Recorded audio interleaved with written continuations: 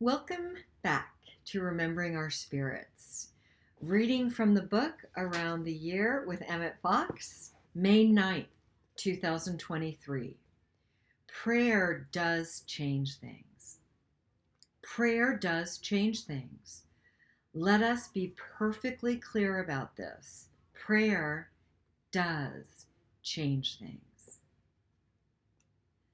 Many people say that prayer is a good thing because it gives us courage and fortitude for meeting our troubles.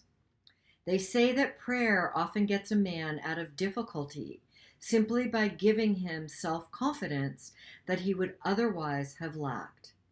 Of course, this is not spiritual truth. The fact is that seeing the presence of God where the trouble seems to be does not merely give us courage to meet the trouble. It changes the trouble into harmony. Prayer heals the body by changing the tissues, and it does this by first changing the mind that forms them. Prayer brings man his salvation by changing his fundamental nature, not by making the best of him as he is. The body, the environment, the universe itself is plastic to our thoughts, and it always reflects our sincere belief. For as he thinketh in his heart, so he is. Proverbs 23:7.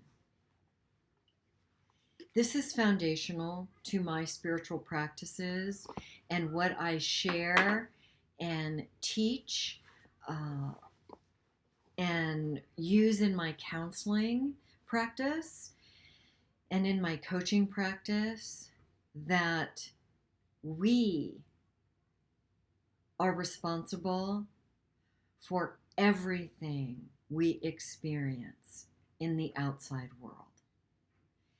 Everything that we experience externally is simply mirroring. It's simply an out picture, an outside picture.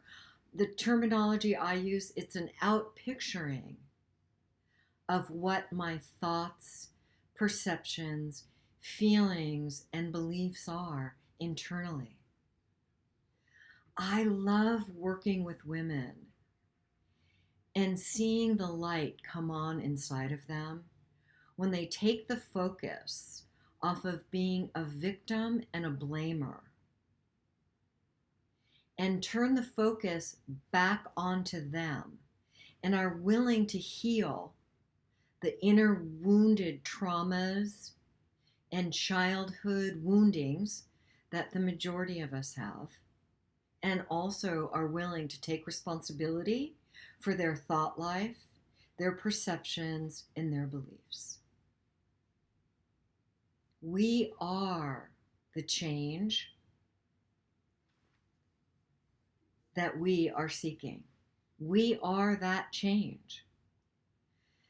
It does change us fundamentally. Prayer has changed me fundamentally. Prior to my near-death experience and choosing to put alcohol down as the most important relationship in my life 27 and a half years ago, the most important thing was alcohol. I was a selfish, self-centered taker. I had a hole inside of me that nothing could satiate or fill. It seemed like I was a caring, giving person because my true nature is that.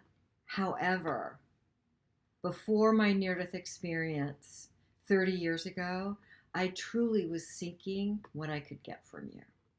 I am so grateful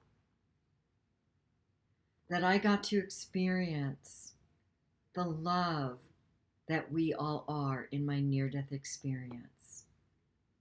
And by changing my thought life and my beliefs and perceptions, by standing guard at the door to my thought life, and by choosing to remember and experience the presence of the love of God within me and within you, I am fundamentally a different woman than I was 30 years ago.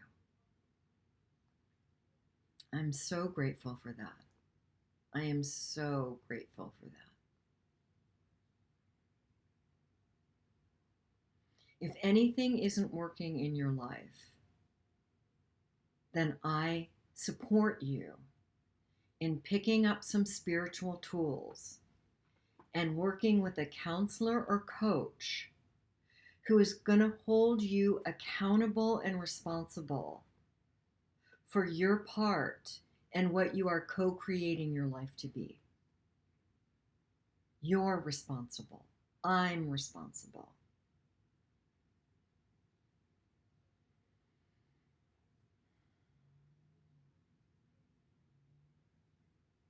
I don't have perfect clarity on where this path is going to take me, although I do see myself speaking in front of groups of people.